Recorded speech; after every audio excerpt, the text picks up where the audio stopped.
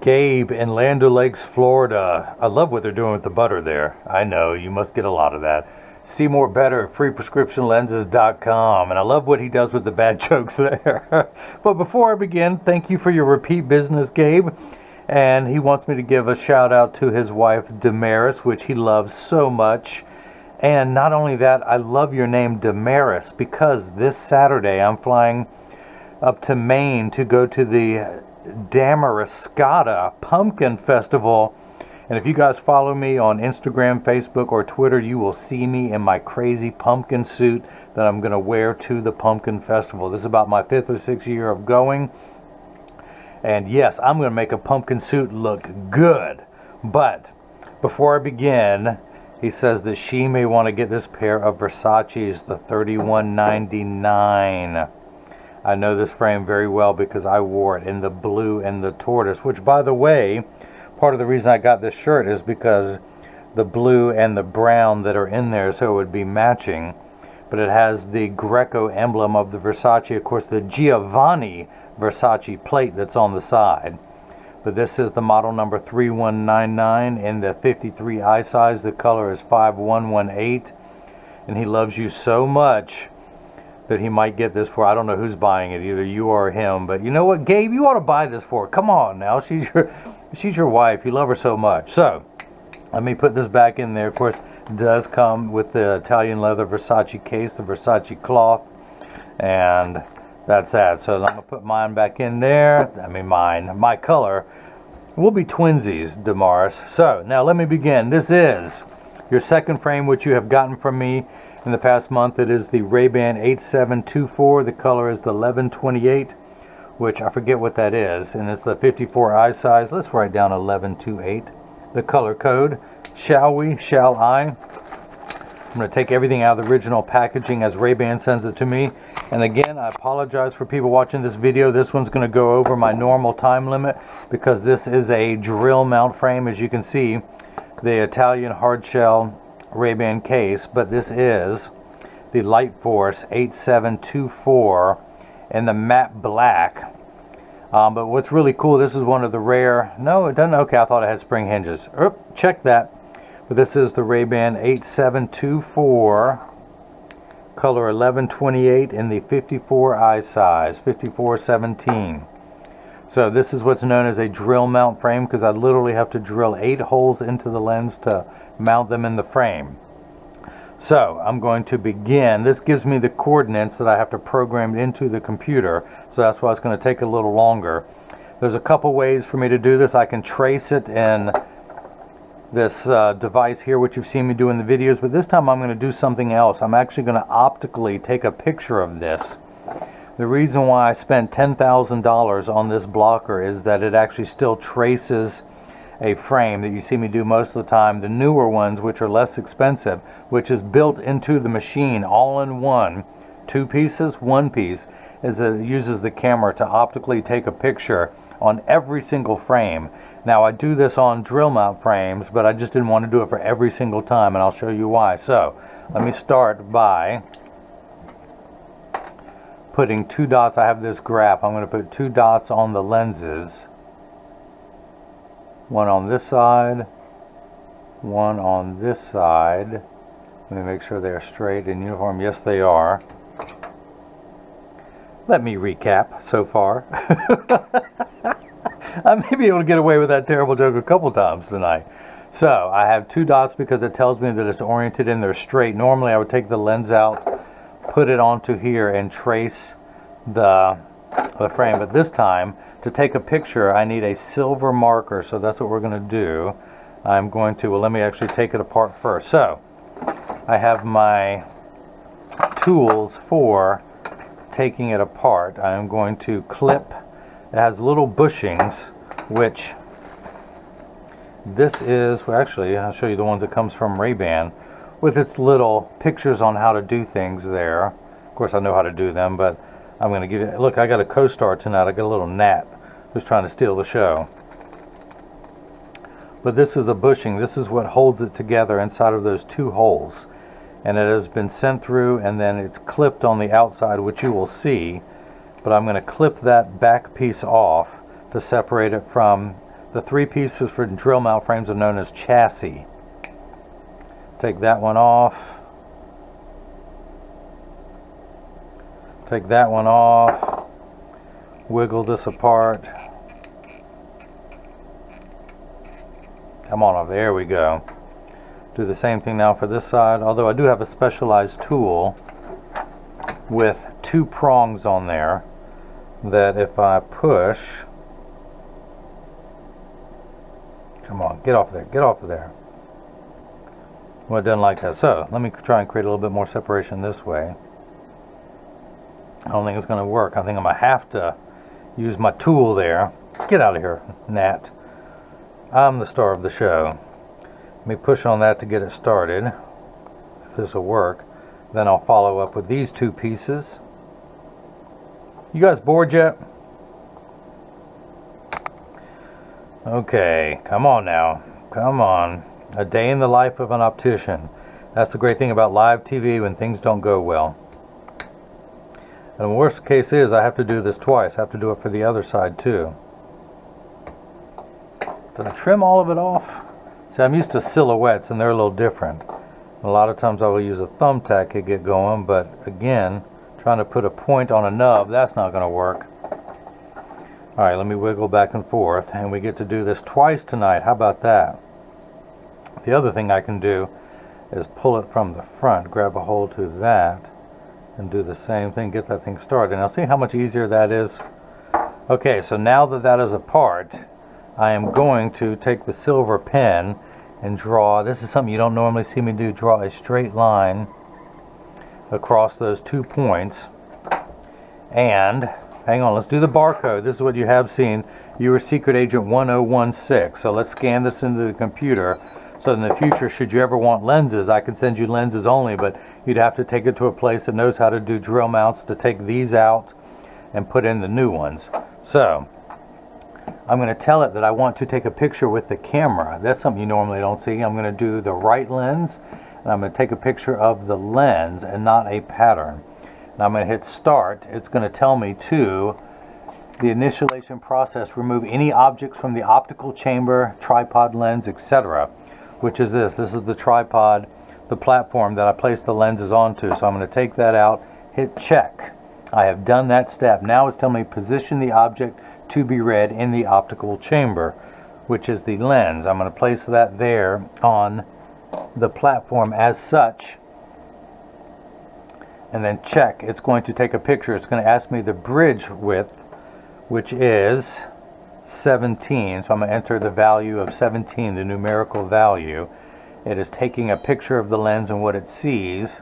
The reason why I'm taking a picture is it's going to see the drill holes. How about that? The light force, all that is there. So that's where this comes into play now. I have to reposition the holes. So the nasal area right here is going to be 7.9 millimeters above the center of the lens. This is known as the C measurement. And I'm going to place a dot right there. It photographed at 8.71, but it's really 7.9. So we're going to enter 7.9. We have 2 holes, and of course it needs to be 1.4 millimeters, I believe. Yes, the diameter of the hole is 1.4 millimeters. And where is, hang on, let me study here. Hole A, hole B. It doesn't tell me the difference, but we're going to do it just traditionally. This is 2 millimeters from the center, and that one's 5 millimeters, but let me just measure. Never assume anything. Man, I'm working for my money tonight. Yep, that's 3 millimeters apart. So let's see, from the center of that hole, that is 2 millimeters, so that's good. So we're going to change that value to 5 millimeters from the edge of the lens. Now we have to do the second hole, so I'm going to add a hole and put it there. Actually, I can put it anywhere, and it's going to move it by itself. So now this is going to be 2 millimeters from the edge, and I need it to be, I happen to place the dot down to 7.88, which is lucky, but it's actually 7.9. Let me verify that. Yes, 7.9 millimeters. So now they are lined up straight. Now I have to do this side. Let's add it sees that, but it doesn't recognize it as a hole, so I'm going to add a hole We're going to put that there. That is 6.1 millimeters on the edge from the center of the lens. So we're going to do 6.1. Check. It is 2 millimeters from the edge. Check. It is 1.4 millimeters, because I guess it's already learned that from the other side. And then we're going to add the fourth hole right there. Again, that is 6.1 millimeters. 6.1. Check. It's going to be 5 millimeters from the edge. And it's 1.4 millimeters. The one thing I want to do is make sure all 4 holes are the same size. 1.4, 7.9, 2.0, 5 from the edge. 1.4 millimeters, 1.4 millimeters, 5 millimeters from the edge, 610 high, 2 millimeters, 6.10, 1.4. Now we're done. Now we can move on to the next screen.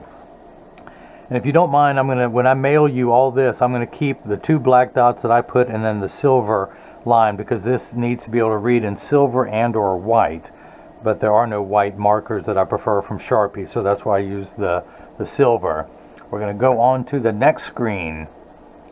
That is what we'll be cutting. Now your pupillary distance, total of 58, so it's 29 in each eye. The computer starts, well, let's go ahead and do 29. And I'm going to raise the optical center up 2 millimeters, because you're not looking through the center of the lens. I'm going to put on there that I'm going 2 above, and that is at 18 high. So we're good there. I can put the platform back. Now we can finally get your lenses prepped. So, man, I don't want to put that away. A day in the life of an optician. So, your prescription is the same in both eyes, minus 75 sphere, minus 75, minus 75. So it really doesn't matter what is right or left yet. I will have to mark that later.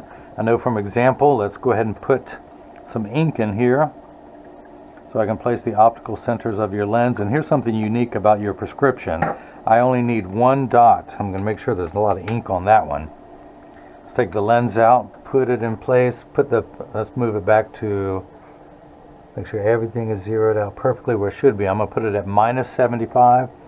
Put your lens in, find the optical center of your lens, and then place 1 dot on your lens.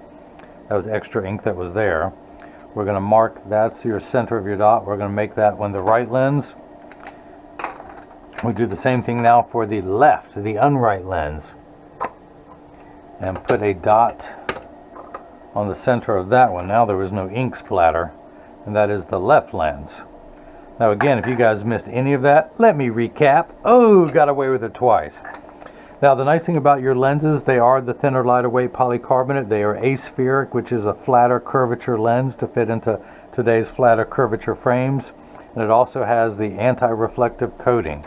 So, in order to cut your lenses, I need 2 blocks, or as I like to call them, Jenny from the block. I need to attach some double-sided adhesive stickers, of which I've got 2 of those here. Pull those off. The black side is the sticky side. I'm going to line up that sticker. Do the same thing now for the second one. And actually I can go ahead and put that one on the platform. I'll use it next. I'm going to pull the paper away to make the black side sticky. On the back is a magnet. That's going to do its job twice tonight. The first time it's going to attach itself to another magnet there in the arm. Place that one there. And the reason why I put the dot on there, let's take off that smudge, shall we? Shall I? Is that it tells me where to place the lens. The blue cross is the geometric center of your lens. If you were to measure vertically and horizontally, that is the geometric center of your lens. Your eye is going to be just above that in inset. So I'm going to place that in the orange crosshairs. Want to check the lens is large enough to fit, and it is. And I'm going to hit that button, and the block is going to come down, or the arm's going to come down and place the block onto the right lens. Now it's critical that this becomes the right, because it has been decentered. If this were the left, your pupillary distance would be way over on this side and be wrong. So we're going to place that there. We're going to take the unright lens, just like me, I ain't right. Pull the paper away, line up the magnet. Same pupillary distance on the side. 58 divided by 2 is 29. So we're going to do 29 on each side. Same optical center height of 18. Place the dot where it's supposed to go. Make sure the lens is large enough. And if I had problems with it cutting out. The nice thing about your lens, I can actually rotate it. You see the L moving in case I needed to move the lens to have more area. And just for fun, because we can, let's cut this one upside down. And again, that black dot is where it's supposed to be, right in there. But you can see that the L is at the bottom now. But it could actually be anywhere along the way because you have no astigmatism, which means the lens can be rotated any fashion it wants before being blocked. Now that it's blocked, the pupillary, the optical center, has been moved this way. And I have to keep it that way, but we're going to make sure the L is upside down. Am I still boring you guys? Come on. I'm telling you everything I know. Grab the stylus. Let's wake up the computer. You can see I cut a drill mount, a silhouette shape last. I'm going to wake up the computer. You are now shape 1016, 1016. 1016, so it is going to memorize what I'm doing here. That is the shape that we'll be cutting.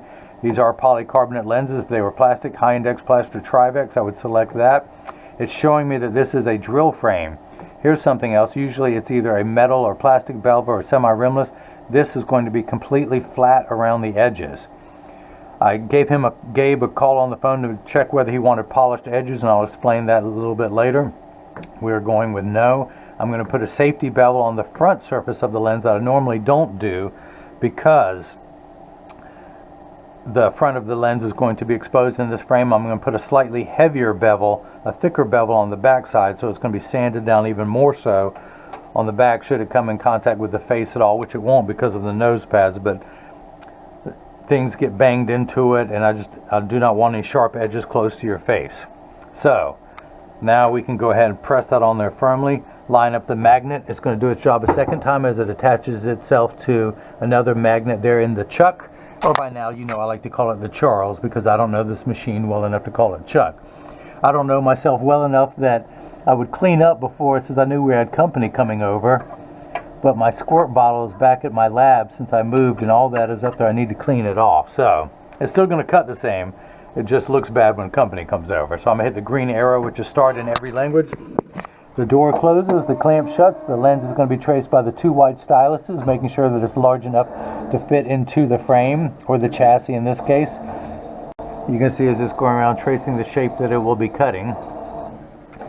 And then where to place the bevel, although there is no bevel, but it's just a standard routine. But here's something cool. It's now checking the two places it's going to drill the holes on each side of the lens to make sure that the lens is thick enough, which it is. Sometimes the lens's prescriptions can be too thin for a drill mount, but not for myopes, which is what you are. This is a minus lens.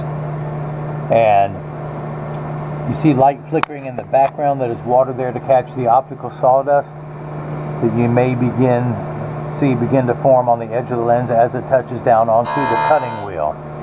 Now, water will spray onto the lens for the last 20 seconds of the cutting cycle. Now, if these were plastic, high index plastic, or Trivex, which I would not use plastic in a drill mount frame, but I can use Trivex, water would spray onto the lens for the duration of the cutting cycle. Now, as I mentioned, your lenses are made out of polycarbonate, which is 40% thinner and lighter than regular plastic. They are virtually unbreakable. These are high-impact ballistics grade lenses, the same lens material that our soldiers wear overseas in combat zones to protect their eyes from debris and flying shrapnel. It also has 100% UVA and UVB protection built into the lens. We know what the sun's harmful ultraviolet rays can do to your skin, where your eyes are 8 times more sensitive. So you have permanent sunscreen for your eyes, unlike the lotions, creams, and sprays that you have to reapply every couple hours when you're in direct exposure to the sun there in Land O'Lakes, Florida. So this is permanent and never needs to be reapplied. Now, one thing I want to do is I talk about the other thing. Again, these are aspheric. Aspherical simply means not spherical. A spherical lens is round in each meridian. These are thinner and lighter, but has a flatter front curvature to match the curvature of today's styles of frames. Usually when you buy glasses from people online, they charge you for the lenses, which is no bueno. And then if you want to upgrade to the thinner, lighter weight, unbreakable polycarbonate lenses, they charge you another fee for that, which is double no bueno. And then if you want the aspheric flatter curvature lenses, they charge you a third time, which is triple no bueno. Yes, we found out real quick I don't speak Spanish, but that's what they do. So That's the aspheric. The other thing is the anti-glare coating, and I'm going to talk about that while I trim any plastic excess off of the frame so I can mount your lenses. The anti-glare is 3 features of one. It eliminates glare when driving at night, particularly driving at night in the rain. See the little parts of the plastic sleeve, the bushings that I'll be putting on there? I want to remove that. So now I want to remove the left side of this lens. It's going to have to come out, but it eliminates glare when driving at night, particularly driving at night in the rain. But street lights, stoplights, computer screens, or overhead fluorescent lights and the such. Now it also goes by the initials ARC, which stands for anti-reflective coating. So it reduces reflection, so when someone's looking at you, they're not looking at their reflection in your glasses, so it makes for much better eye contact. But the third feature, or of course, if you take selfies, or if someone takes a picture with a flash, you won't see the flash lit up in the lens. And the third feature of the anti-glare, which is the practical side that I like, is it comes with the industry's hardest scratch coating. That's because the machine that applies the anti-glare coating costs well over $1 million. It takes over 24 hours to vaporize 8 different coatings onto the lens. So because of the time and the expense, they put the industry's hardest scratch coating on there to protect your time and investment. Why do these end pieces have to be so tough? Let's see if I can use the round part. I have to push whatever of that nub is sticking through. If I can push it, that's what I should have done. I used that, but it has a little hole in the end. There we go. Now I can use this end, push on that side, and if all goes well, this is going to go shooting out here like a cannon.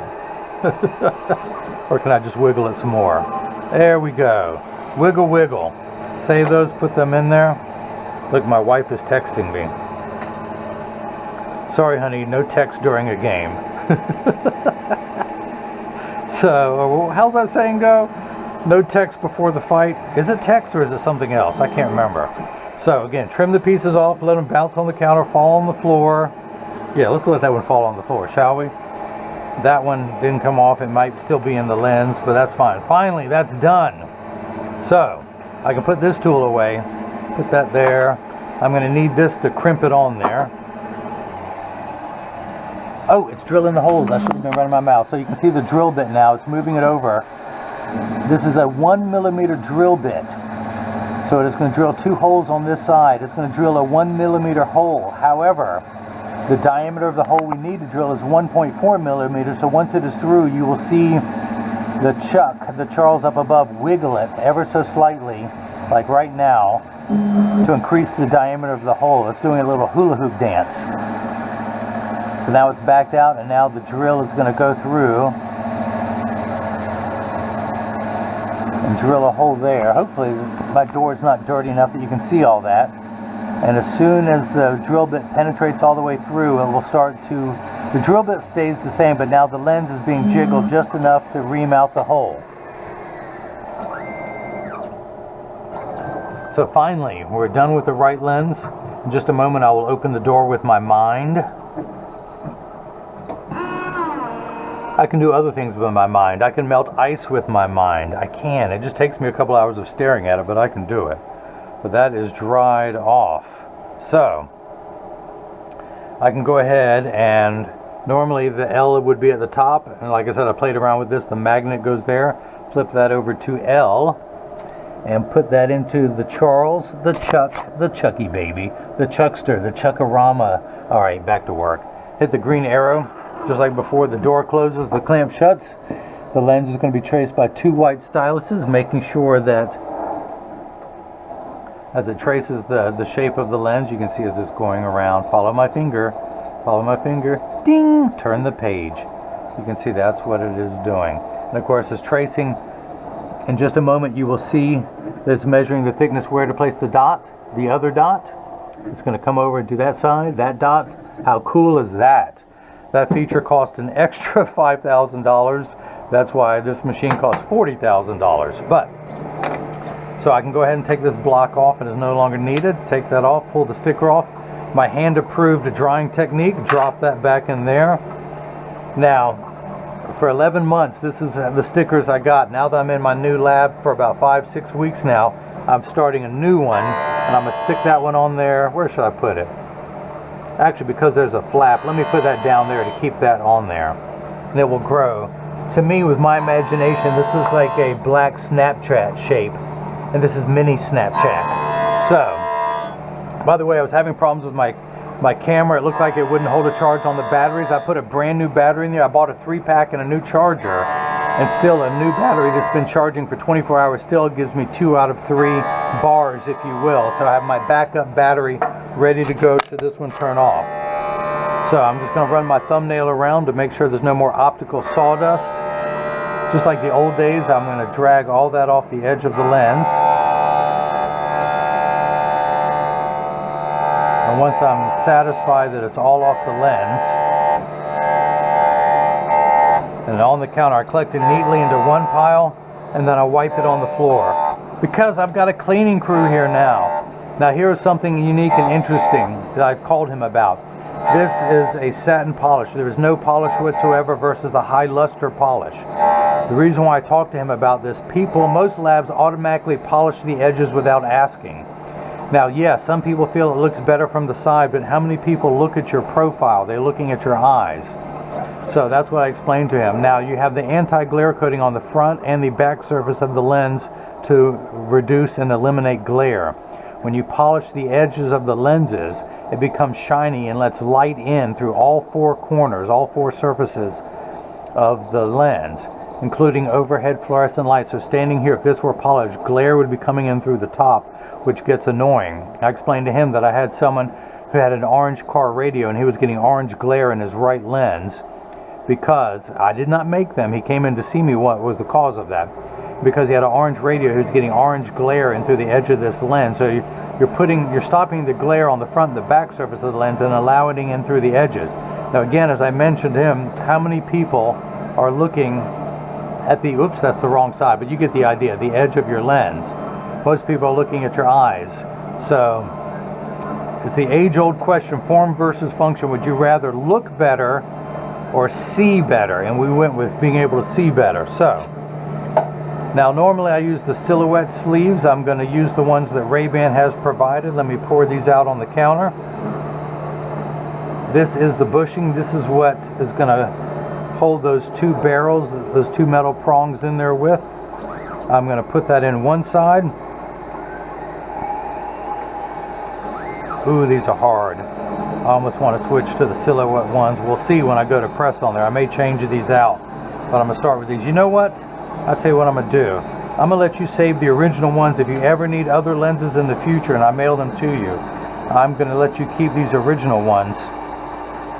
And I'll show you what this piece does in a moment, but I'm going to use the ones that I prefer from Silhouette brand drill mounts. Oop, I need a 4th one. I need a 4th one. These come in hard and soft, and I prefer the soft. And I'll show you in just a moment. We'll slide that in. See how these go in there a little bit easier? Slightly skinnier. Now once these are through, I need to trim these flush with the edge of the lens. So I've got my little cigar tool that some people in the old days would trim them. That's why they come with this little sleeve. You can put that over them to trim it, or this other end is notched. You would use these trimming cutters and trim it so it doesn't, the edge of the cutters don't scratch the lens. Silhouette, again, I'll give you all the original stuff. Silhouette has a little cigar cutting tool. So you slide those in there and trim, and that is flush. Now the only thing is these get stuck, so I tap them. The other thing I do is grab my favorite optical tool, poke that out. Let's do the other side. Stick the 2 prongs in there, trim. Congratulations, it's a boy. There's a certain population in Florida that will recognize that joke and laugh at that. Now let's eat. God, I hope I'm not missing any of that. Sorry, so I just trimmed all that. Now I'm going to take my favorite optical tool. When I pinch that bushing down, it is crimped. So now I take the thumbtack and I wiggle it out, I ream it out, so that it's now back to being round. It was crimped, now it's round. It was crimped, now it's back to being round. And I stick that back in there so I don't lose it. I got my backup just in case. By the way, this is my favorite optical tool. They're very expensive. They know that if you'll buy one, you'll buy more than that, so they sell them in packs of 100. This is imported. I believe these come out of China.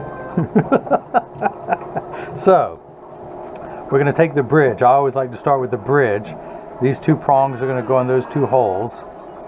Have my finger on the back so it doesn't push out the bushing from the back. And by the way, my sales rep was here today, my RayBan sales rep, and they have some new drill mounts where the bushing is on the front. How weird is that? So, get everything lined up, push that in there, wiggle that in there. I push a little bit from the back. Now I take this crimping tool. Now this costs $80 because they only sell them to opticians, very few people, but the cool thing is it is hollowed out. There's negative space here for the back of the bushing, but the front, because of the shape of the lens, we have a pivoting point on here. I don't know if my camera will pick that up, but that's a pretty cool tool. And that goes on the front, the pivoting point, negative space in the back, and then you just crimp it on there. And now that's on there tight. Let's do the same thing now for the right temple. Let's make sure that's not upside down like that, like I first did. Let's push that on there.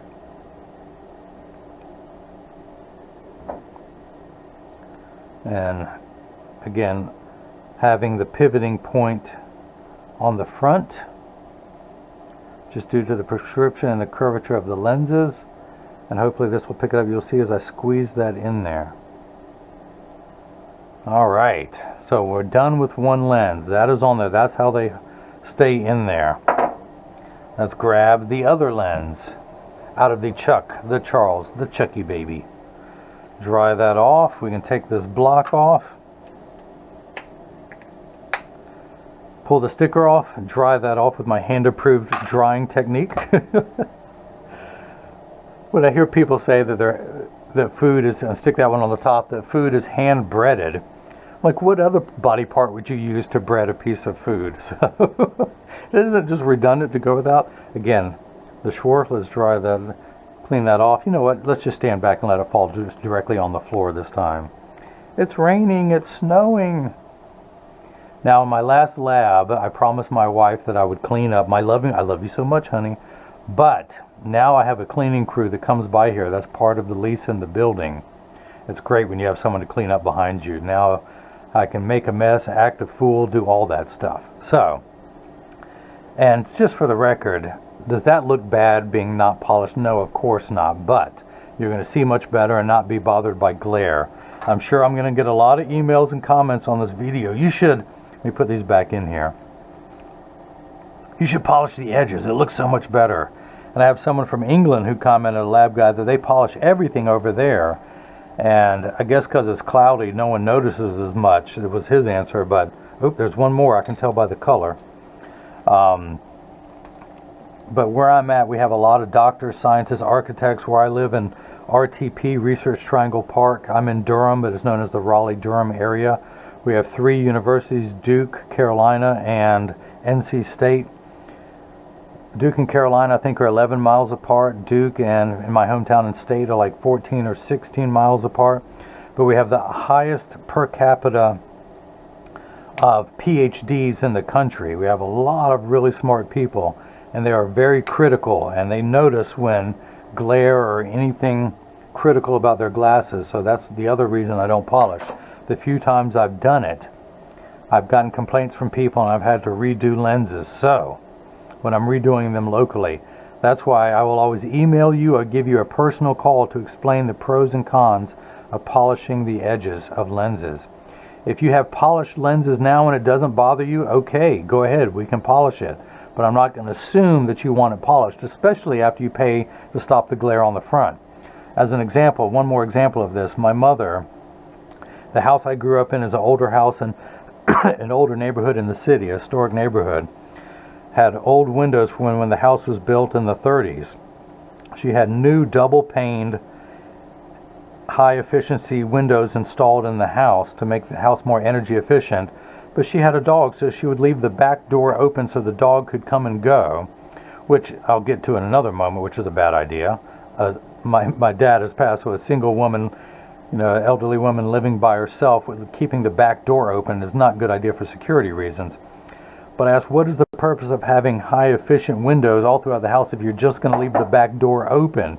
You spent thousands of dollars putting in new windows to let air into the house. Same thing, you're polishing, you're paying for the anti-glare on the front and back of the lens, but then you're polishing the edge of the lens to let glare in. So, my wife sent me a second text. She goes by CC. For those of you who really know her, it should be CB for crazy. But wait, what was that? Hang on, back to this. Yeah, don't get me sidetracked. Although the weather's nice now, I don't want to be sleeping in the driveway in my car. But yeah, no reason to put in double pane insulated windows to leave the back door open. That's what we're doing. Am I done with analogies yet? Oh, I crimped that one. Okay, let me slow down and crimp this one. I told you this one was going to take longer. The negative recessed area on this one, the pivoting one on the front, and then squeeze down, it crimps on there. So there we go, we're back in business. Let me put my tools away. And though I realize, even if I was to cut, I'm going to send you all the original stuff, but if I was to cut you new lenses in the future, I would go ahead and put these bushings in there and mail them to you as is, and you can get someone to mount them in there for you. So, didn't think about that then, but still, nonetheless, I'm going to give you back all the original ones. Let me clean up, put my tools away real fast. Up my cigar tool. Congratulations, it's a boy. Okay, I've gone through that. All right, let's see. So the frame is together. This is now what a drill mount frame looks like. I'm going to get them in standard alignment, also known as a 3-point stance. The 3 points are 1, 2, and the bottom of the frame being 3. So I'm going to set them on the counter and press down. Let me do that. There was a slight wobble right there. So I'm going to adjust this hinge, because when you take things apart and put them back together, now there is no wobble. When I say wobble, I'm part of. And here's the other thing: when you get these in the mail, there's a 90% chance that these are going to fit either too loose or too tight. Although with this built-in wrap, that's going to be pretty good. But there's an 80% chance that one side is going to sit higher than the other. That's because 80% of people have one ear that's higher than the other, and I'm no different. I'm part of that 80%. I'll show you in just a moment. But that's why I'm getting these in standard alignment. But if these are a little crooked, just stop by your local optical shop and just tell them if it's too loose or too tight, or if it's high on one side. It only takes about 99% of all optical shops will do free adjustments, but it only takes about a minute to adjust a pair of glasses perfectly. But to show you how I'm off, I have one ear that's higher than the other, and that's why they wobble on the counter, but they sit level on me. So now let me put mine back on. And again, I'm wearing the RayBan 2132 New Wayfarer, which is a sunglasses. I took the dark lens out to put in my lenses, and of course it's color 6053, which is the blue crystal. Let me put mine back on so I can see what I'm doing. Flip this over, press down, there is no wobble. Close each temple to make sure they overlap perfectly, and they do, and neither one is askew like that. Now I have a very light dot on that lens. Let me darken it so I can take the PD, and I've got one there. If you want me to, I'll darken this one too. Set that down. Now your pupillary distance is 58, 29 in each eye. So when I hold, I'm going to turn this card around so you can see what I'm doing. I'm going to place the PD stick on my thumb against your right lens, and then when we hold it up to the left lens, we're getting 58 millimeters. So that is cut perfectly. The optical centers were moved 2 above the geometric center of the frame to 18. Place that, and then when you look at the PD stick, I'm getting 18 millimeters, so that is perfect. This is what's known as inspection, 18 millimeters, so that is perfect. Now let me go ahead, let me inspect. Of course, you're the same in both eyes. I'm going to put it in above that dot, and I'm getting minus 75, 1 tick mark away from 1. Starting at 0, we went 3/4 of a step. Minus 75, minus 75. We're going to be the same. You have no astigmatism. I'm going to check that. But yep, no astigmatism. I can rotate the axis wheel. It never goes out of focus. Let's do the same thing now on this side. I don't even move the knob. It focuses at minus 75. No astigmatism correction. Now, minus 75 is a unit of measurement known as 0.75 diopters. You have 3 steps of far-sighted correction. You are nearsighted with your glasses off. Everything, you can see everything extremely close. These little bars, the distance between these bars, the spaces, you can see them very clearly. But as you start to move it away, move it farther, it becomes blurry. You are nearsighted. You have to hold things up close to see clearly. As it moves farther away, it gets blurrier. So you have 3 steps, because everything is in quarter increments. The diopter is 0.25, 0.50, 0.75. You have 3 steps of farsighted correction. So as you move things farther away, this is what brings it into focus. So now I can clean these off. So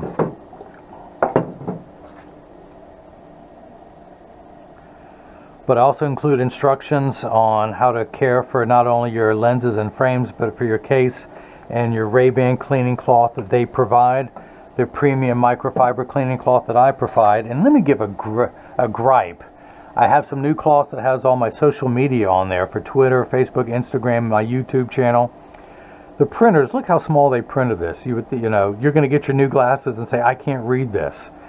So I paid $450 for 1,000 cloths. These were 45 cents each. That's what they cost me. That, hey, come on back, it's still alive, it's trying to get away. So I don't know whether to, I called to complain. They said that I approved of it. They sent me a sample. All right, so do I go with a different company, or do I have my wife, who's my IT team, enlarge this font, separating, clearing that little gap between there so that people can read it, and spend another $450. I think that's what I'm going to have to do. Or go with another company, which is what I should do. It's just the principle of it. I've been buying these cloths for years. They won't stand behind their work. They sent me a proof. It's a little tiny picture on a computer. How am I going to know? You know, I cut eyeglasses for a living. I don't approve of font size. So, all right, I'm just rambling. It's late at night. It's 7:47 on Wednesday, October 3rd, 81 degrees in my hometown of Durham, North Carolina. And this is my rant. This is my vlog. Clean everything off. Of course, as you see me do it, I use your brand new cloth to make sure. So when you get this in the mail and there's a wrinkle, you know it works. You can't complain that you can't clean your lenses with this cloth. But as I mentioned before, I do instructions, not only how to care for your frame and lenses so they will last you for years, but also your case and both cleaning cloths, so those two will last you for years. No other seller on the internet does that. I also send out a selfie request to have your picture on the website. Come on, Gabe, hook me up. You saw how long it took me to do this video for you. Send me your selfie wearing these, or at least when your loving wife gets her Versace. Send me, I need a husband and wife picture. That would be awesome for the website. But that's it. I'm sorry it took so long, but drill mounts do. That's why some people charge extra. I don't. But nonetheless, if you have any questions, you can email me directly at freeprescriptionlenses@gmail.com, or simply click the contact me button on the website. That's what I was pointing to. Some people have told me that they can't get through the website, so directly it's freeprescriptionlenses@gmail.com. You can follow me on Facebook and Instagram as freeprescriptionlenses.com. Of course, my YouTube channel, please subscribe to my channel so you will see more videos in the future, shorter videos. I won't bore you to death. But, you know, where was I at? Okay, that's it. I've covered all the bases. So, Gabe in Land O'Lakes, Florida. Where'd my flashlight go? I hope you enjoyed watching as I cut your prescription anti-glare lenses for the RayBan 8724, color 1128, the matte black and the 54 eye size. This frame also comes in a larger 56 eye size. It's 54 millimeters from the corner of one lens to the corner of the other. If you want a larger size, we can do that. This frame sells for $213. The prescription lenses are free. You paid for the upgrade of the anti-glare, which is $49.99, for a total of $262.99. I do thank you for your repeat purchase, especially 2 pair in a month. That's nice. And